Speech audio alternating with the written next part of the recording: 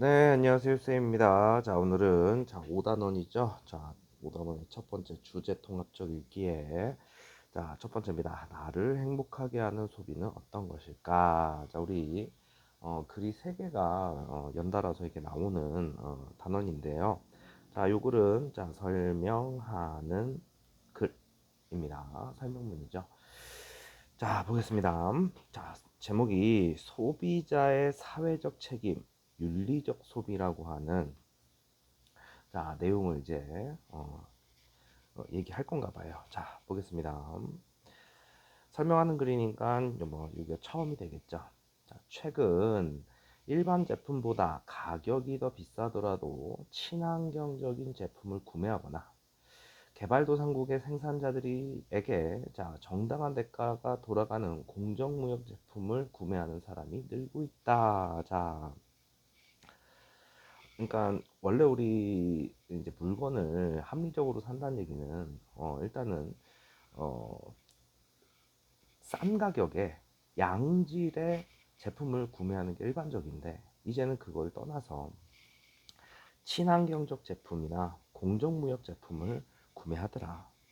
그래서 그들은 재화의 품질이 뛰어나거나 대중에게 영향력 있는 상품이라고 할지라도 자신이 세운 윤리적 가치에 부합하지 않으면 그 상품을 구매하지 않거나 더 나아가 불매 운동을 벌이기도 한다. 자, 그러니까 아무리 그 물건이 좋더라도 자기의 윤리에 어, 어긋나면 그 제품을 아예 구매하지 않는, 그러니까 요 파트에서는 윤리적 가치를 뭐 한다는 얘기야. 최고 최우선으로 고려하는 그런 모습을 보여주는 거죠. 자, 그래서 이러한 소비자의 구매 활동을 윤리적 소비라고 한다. 자, 우리 핵심 단어가 나왔네요. 윤리적 소비. 이렇게 구매하는 것을 윤리적 소비라고 한대요. 자, 그렇다면 윤리적 소비가 무엇인지 좀 더 자세하게 알아보자. 자, 그러니까 처음에는 이 처음 부분에서 윤리적 소비를 소개한 거예요.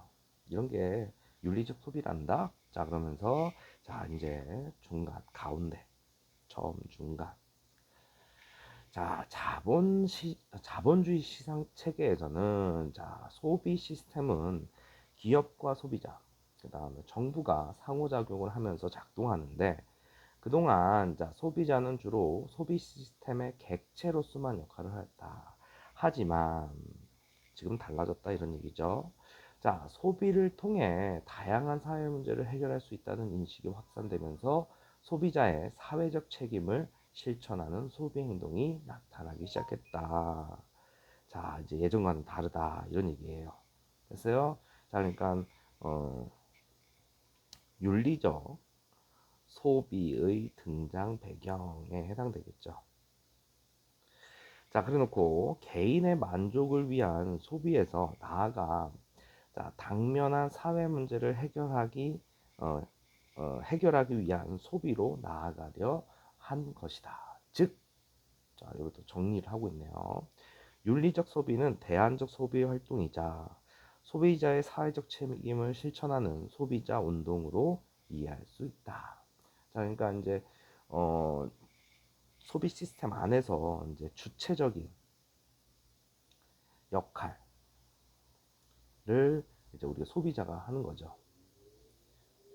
됐어요? 그러면서 뭐 한다? 윤리적 소비를 할 수 있게 되었다. 자, 처음 윤리적 소비가 등장했을 때 참여하는 사람들은 소수에 불과했다. 하지만 환경단체의 활동에 참여하거나 개발도상국을 돕는 단체에 직접 기부하지 않더라도 윤리적 소비를 통해 세상의 긍정적인 변화를 이끌어낼 수 있다는 인식이 확산되면서 그러니까 뭐 기부나 참여 이런 거 아니더라도 내가 윤리적 소비만 하면 알아서 해결이 되는 거야. 그러니까 윤리적 소비의 확산 계기에 해당되겠죠. 점차 사람들의 많은 호응을 얻게 되었다. 지난 2019년 영국의 윤리적 소비 관련 지출 규모는 1억 파운드, 약 67조 원으로 조사가 시작된 1999년 이후 가장 높은 수치를 기록하였다. 또한 영국의 가구당 윤리적 소비 관련 물품 구매 비용은 1999년 대비 약 6.3배 증가한 1278파운드, 한화 약 209만 원이었던 점에서 윤리적 소비에 대한 공감대가 확산되고 있음을 짐작할 수 있다. 지금 윤리적 소비의 발전에 대해서 이번 단락에서는 얘기하고 있네요. 그렇다면 윤리적 소비는 어떻게 실천하는 것일까? 우리가 지금 어, 윤리적 소비를 도대체 어떻게 해야 되느냐? 여기서 좀 늘었다고 했는데, 윤리적 소비의 첫걸음은 자신에게 가장 중요한 문제가 무엇인지를 확인하는 것부터. 어이구야. 가장 중요한 게 뭐냐면 첫걸음이 뭐래요? 가장 중요한 문제가 무엇인지를 확인부터 하래요. 그래놓고 사람에 따라 기후 변화나 동물 복지를 가장 중요하다고 생각할 수 있고 노동 문제를 가장 중요하게 여길 수도 있다. 사람마다 다르겠죠. 각자의 관심사가 다르듯 그 우선순위 역시 저마다 다를 수 있다. 이처럼 윤리적 소비는 개인의 주관적 태도가 소비에 영향을 미치기 때문에 자신의 우선순위에 따라 다양한 방법으로 실천할 수 있다. 그러니까 우리 어, 윤리적 소비가 이 아저씨 여기서 닫을게요. 그러니까 우선순위가 뭐냐? 우선순위. 자기가 생각하는 우선순위가 뭐냐에 따라서 윤리적 소비를 하게 될 거야. 그러니까 가장 중요한 문제가 무엇인지를 알아야 된다 이런 얘기야. 그래서 이해 못했을까봐 예를 들어 윤리적 성격을 가진 상품을 구매하는 긍정적 구매 행동으로 실천할 수 있으며 비윤리적 성격을 가진 상품의 구매를 자제하거나 그러한 상품에 대한 불매 운동을 벌이는 부정적 구매 운동으로 실천할 수 있다. 그러니까 이제 구체적인 이제 실천 방법까지 이제 얘기를 했어요. 또한 제품 및 서비스를 충분히 비교를 통해 구매, 생활협동조합 등을 매개로 한 관계적 구매, 지속 가능한 구매 등으로 윤리적 구매를 실천할 수 있더라. 그래서 이번 단락에서는 윤리적 소비의 실천 방법. 그래서 이제 여기서 마무리를 합니다. 끝. 소비가 필수인 사회에서 우리가 어떤 소비를 하느냐에 따라 소비와 얽힌 여러 관계를 바꿀 수 있다. 즉, 소비는 투표와 같은 힘을 갖고 있다. 그렇기 때문에 건강과 안전, 환경, 인권, 노동 문제 등의 변화를 추구하는 윤리적 소비의 실천이 중요하다. 소비에는 나 자신뿐만 아니라 우리 모두의 미래를 고려해야 하는 사회적 쟁점이 깃들어 있기 때문이다. 그래서 이 소비라고 하는 것 자체가 나 자신뿐만 아니라 우리 모두의 미래를 고민해야 하는 사회적 쟁점이 깃들어 있기 때문이다. 소비에도 의미가 있다. 이런 얘기를 하고 있죠. 그래서 윤리적 소비의 의가 되겠죠. 그래서 뭐 예를 들어서 우리 일본 기업인데 이 일본 기업 중에 전범 기업이 있어요. 그러니까 전쟁 자금을 댔었던 그런 기업이 지금 대기업이 돼 있어요. 일본에 여러 기업이 있습니다. 그 기업이 우리나라에 상품을 막 파는 거야. 근데 이게 또 잘 팔려. 그런데 이 기업이 전범 기업인지 대부분 알고 있는데, 이제 만약에 이 기업이 전범 기업이라고 이제 막 알려졌어. 그럼 사람들이 이 물건을 안 사는 불매 운동을 벌입니다. 그런 것 자체도 윤리적 소비에 해당된다. 뭐 이런 얘기 하는 거예요.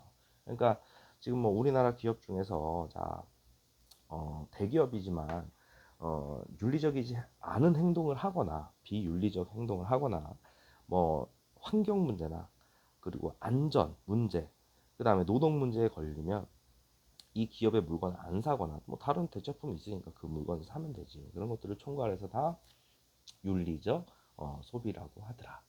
됐습니까? 자, 그러니까 설명하는 글이라 그랬죠. 뭐 주제라고 하면 자, 뭐가 되겠습니까? 이 글의 주제는 자, 윤리적 소비의 자, 등장과 발전 이런 식으로 얘기를 해주면 되죠. 됐습니까? 그리고 지금 뭐 이 글의 특징이라고 한다고 치면 자, 다양한 설명 방법, 일종의 예시죠, 예시. 지금 우리 여기 영국 얘기 들어가 있는 거 있죠? 그 다음에 여기 예를 들어 자, 어떻게 윤리적 소비를 하는지 예를 들어서 설명을 해줬어요. 됐습니까? 자, 그러니까 이런 방법이고요. 어려운 글은 아니었고요. 자, 다음 글로 한번 가보겠습니다. 자, 이번에는 합리적 소비의 기준이라고 하는 자, 글입니다. 자, 보겠습니다. 합리적 소비에 이번에는 주장하는 글이에요.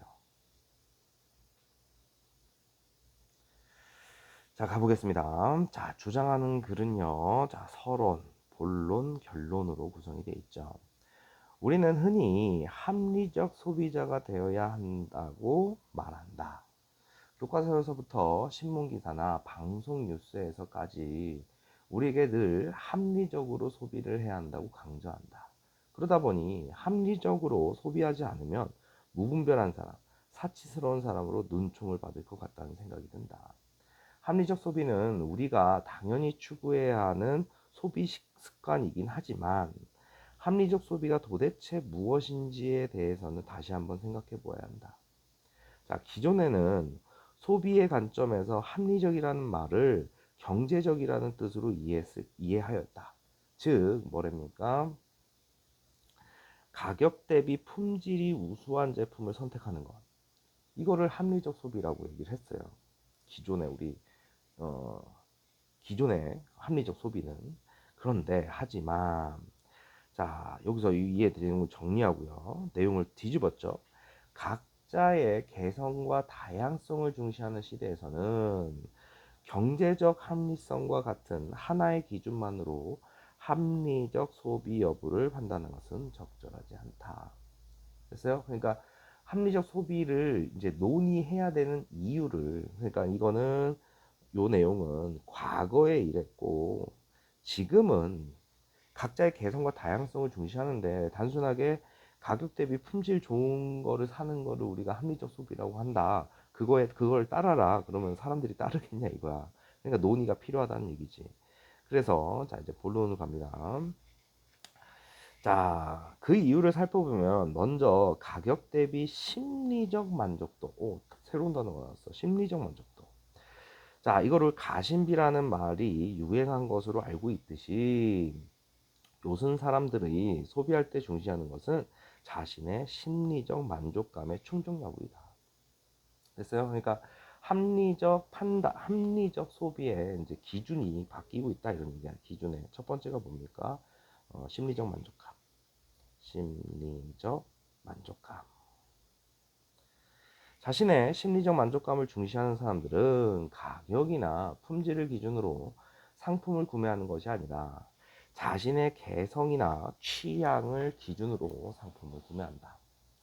자, 자신이 개성이 드러나고 자신의 취향을 충족하는 상품을 구매했을 때 심리적 만족감이 자, 극대화되기 때문이다. 그러니까 합리적 소비가 과거의 기준이 아니라 심리적 만족감이 소비의 기준이 돼야 된다. 소비의 기준. 예를 들어 품질이 비슷하지만 가격과 디자인이 다른 제품들이 여럿 있을 때 가격 대비 품질이 좋은 상품을 구매하고자 하는 사람들은 가격을 먼저 고려하겠지만 자신이 소유한 제품의 디자인이 자신의 가치를 드러낸다고 생각하는 사람들은 디자인을 먼저 고려할 것이다.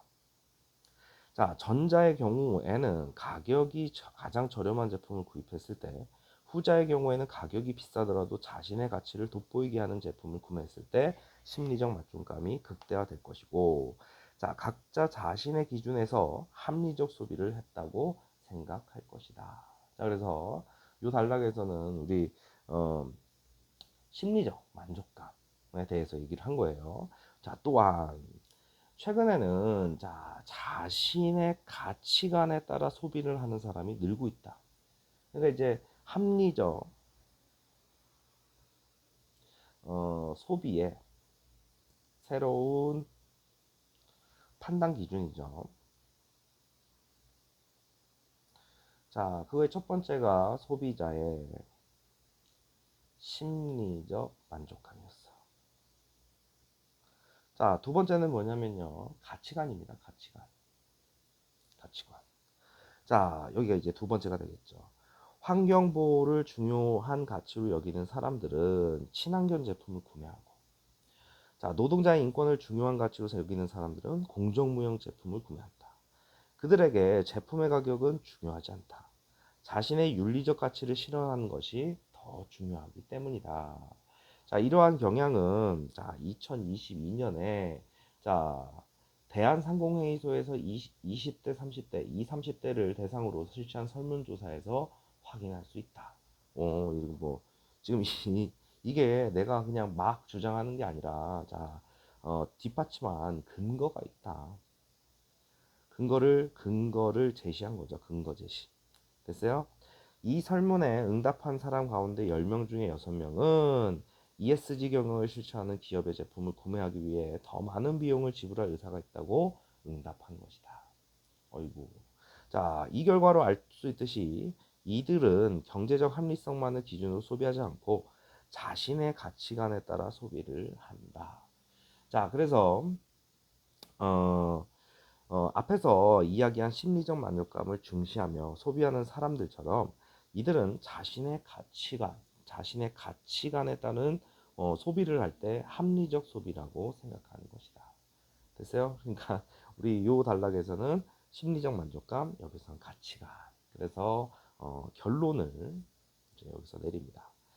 이처럼 최근의 소비 경향은 경제적 합리성만이 아니라 만으로 합리적 소비 여부를 판단하기에 적절하지 않다.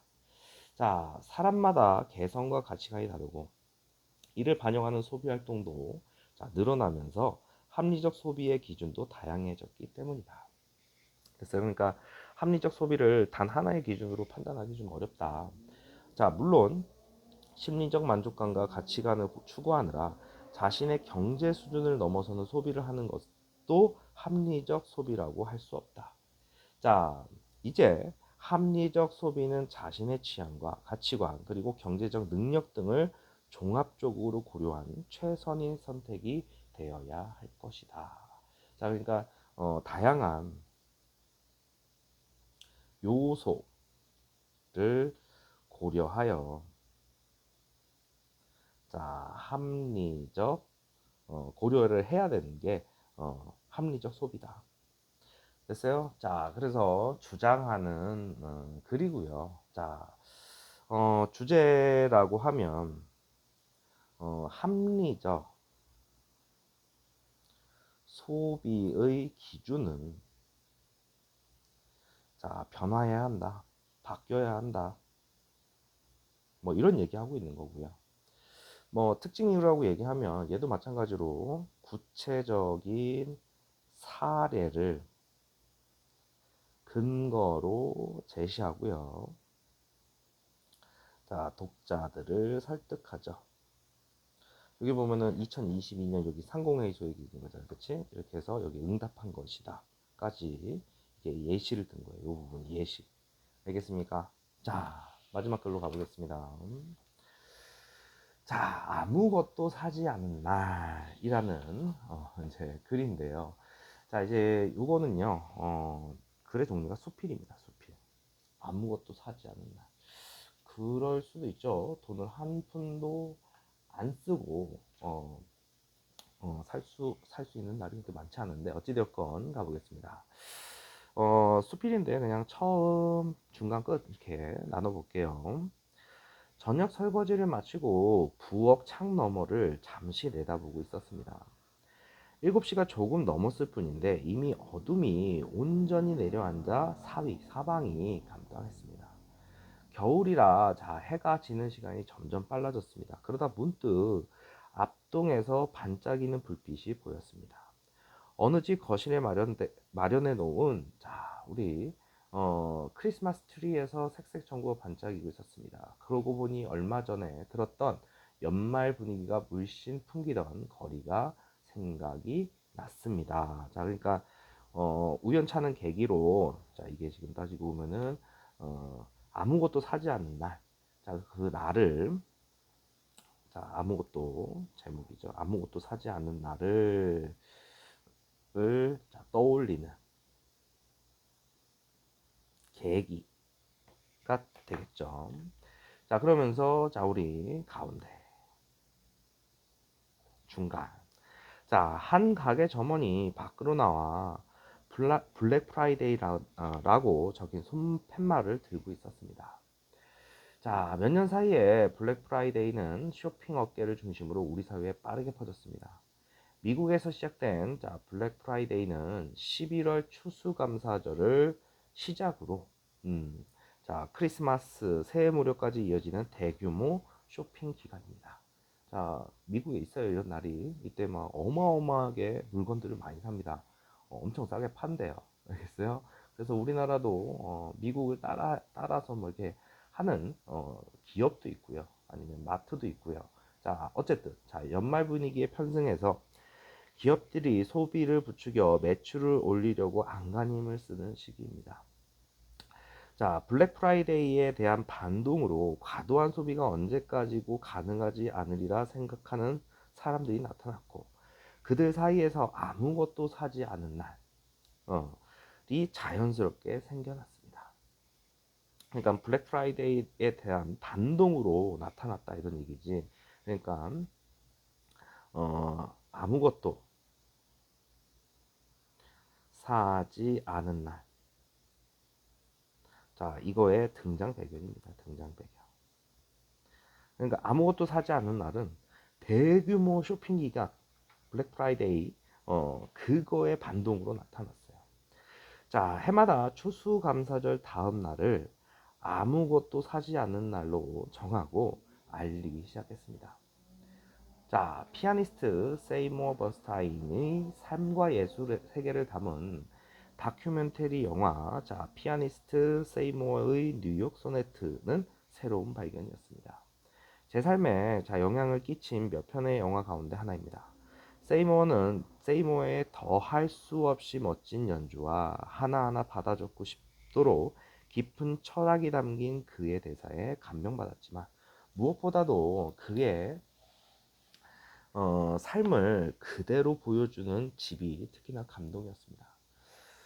영화에서는 여러 차례 세이모어의 집이 내부가 공개됐습니다. 피아노가 놓인 거실에 작은 부엌과 화장실이 전 부인의 그 소박한 공간이 모두 무척 인상 깊었습니다. 다시 피아노가 놓인 거실에 작은 부엌과 화장실이 전부인 그 소박한 공간이 너무 무척 인상 깊었습니다. 아침에 일어나 세이모어가 먼저 침대를 접어 소파로 만들면 침실은 순식간에 거실로 바뀝니다. 아침에 바뀝니다. 피아노 교습을 받으러 온 제자들이 모두 돌아가고 일과를 끝낸 세이모어는 다시 소파를 펼쳐 침대로 만듭니다. 노구를 이끌며 아침 저녁으로 소파 침대를 접었다 펼쳤다 하는 세이모어를 보며 어떤 측은이나 가난 같은 단어 낱말은 떠오르지 않았습니다. 오히려 뭐랍니까? 고귀한 삶의 방식을 엿봤다고 할까요? 언젠가 읽은 책에 나는 단순하게 살기로 했다의 저자 사사키 호미오의 집도 비슷했습니다. 그곳에서 소파 침대와 함께 제 눈길을 끈 것은 탁자로 밥상으로 디딤판으로 쓰는 물건이었습니다. 지금 어떤 물건 하나 가지고서 탁자로도 쓰고 밥상으로도 쓰고 디딤판으로도 쓰고 있대요.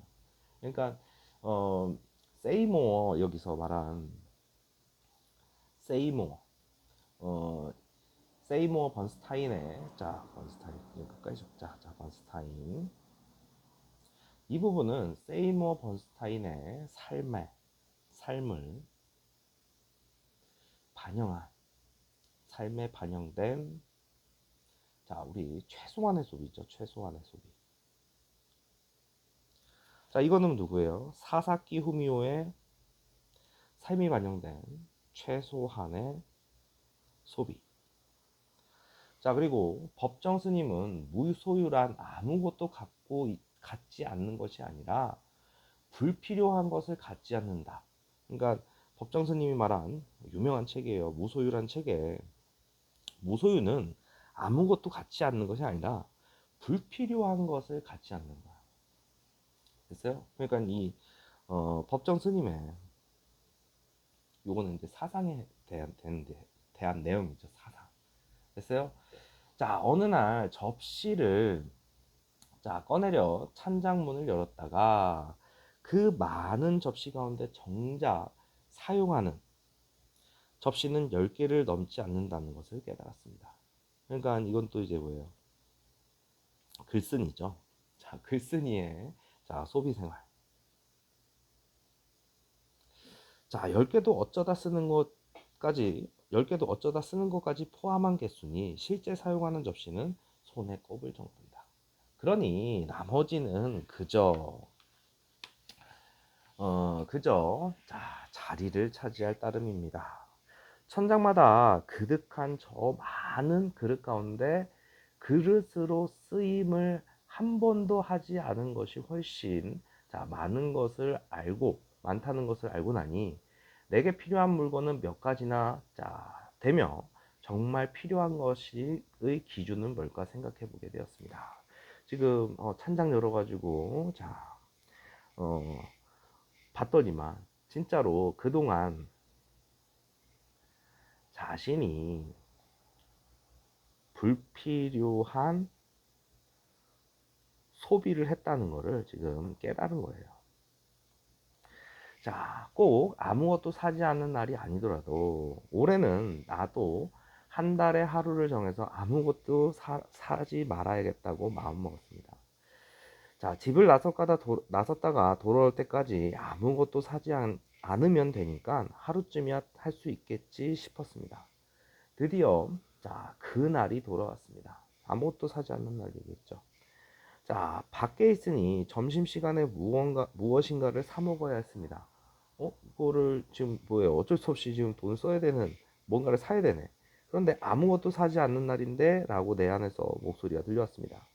그런데 자, 또 다른 목소리가 이것은 끼니인데 그러니까 예외지 라고 반론을 제기했어. 이제 자기 합리화하는 거야. 듣고 보니 그랬습니다. 그래서 밥을 사 먹었습니다. 그리고 나니 커피가 또 생각났지만 굳은 의지로 건너뛰었습니다. 오후에는 사람들을 만나 회의를 했습니다. 자, 회의를 했대. 지금 이런 것들이 지금 방해물이마. 카페에서 만나다 보니 자연스레 음료를 주문해야 했습니다. 아무것도 사지 않는 날인데 이런 것들이 이제 방해 요소로 작용을 하는 거야. 됐어요? 결국 그날은 아무것도 사지 않는 날이 되지 못했습니다. 자, 이제 마무리합니다. 집에 와 곰곰이 생각해봤습니다. 자, 내가 아무것도 사지 않는 날 했는데, 자, 실패한 거잖아. 실패에 대한 반성을 하려나 봐요. 바깥에서 끼니를 해결해야 한다면 아무것도 사지 않는 날이 될 수 없을까? 미리 미리 도시락을 챙겨가면.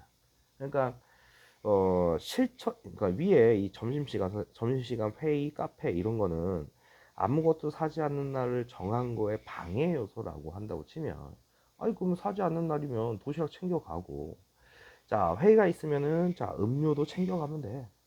그리고 아무것도 사지 않는 하루를 보내려면 자 소풍 가듯 가방을 챙겨 다니면 되는 일이었습니다. 그러니까 어 이거를 실천하는 게 되게 어려운 게 아니었다 이런 얘기야. 즐겁게 가볍게 시작할 수 있었던 건데 결국에는 변명하고 있었던 거 아니야. 물건이 흔치 않던 시절 우리의 삶은 대략 이렇지 않았을까 싶습니다. 누구든 길을 떠나기 전에 끼니가 될 만한 걸 보찜에 가방과 같은 기능이죠. 넣는 일은 당연했습니다. 자, 동서고금을 막론하고 이런 삶은 꽤 오래 이어졌습니다. 인류가 지금처럼 언제 어디서든 돈만 있으면 모든 걸 해결할 수 있는 삶을 산 지는 얼마 되지 않았습니다. 이 짧은 시간 동안 우리는 편리함에 길들었고 이런 삶에서 조금이라도 벗어나면 괴롭고 불안해집니다. 그러나 이처럼 편리하고 풍족한 삶이 언제까지 지속될지는 모를 일입니다. 좀 낯설고 번거롭더라도 자 소비하는 삶보다는 자 지속 가능한 삶.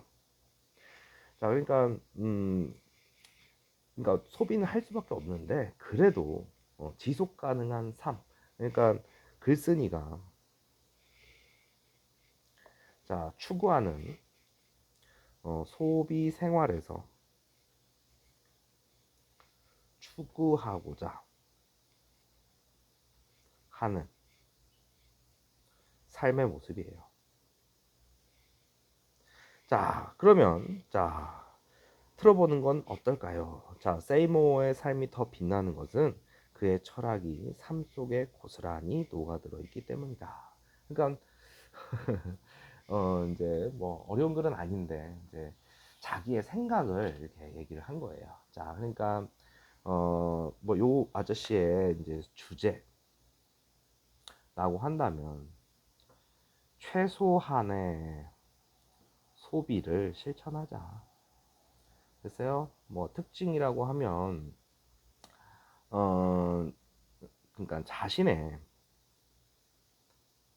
자 경험을 통해서 소비에 대한 깨달음도 얘기하고요. 자 유명 인사 3명 얘기했죠, 그렇지? 자 유명 인사의 사례를 소개하면서 독자의 공감을 어, 유도한 거죠. 자 이게 뭐 특징이라고 하면 특징입니다. 됐어요? 자, 크게 어려운 건 아닌데 지금 소비라고 하는 주제 가지고서 글 3개를 세 사람이 글을 쓴 거예요, 지금. 그래서 소비에 대해서. 그래서 이 단원명이 주제 통합적 읽기예요. 그러니까 주제는 소비야. 그런데 세 사람이 얘기하는 거를 비교를 해봐라. 이런 차원에서 낸 겁니다. 됐어요? 자, 어려운 단어는 아니고요. 자, 자습서랑 평가 문제집에 있는 문제들 풀면서 자, 내용 정리해 주시길 바랍니다. 휴쌤입니다.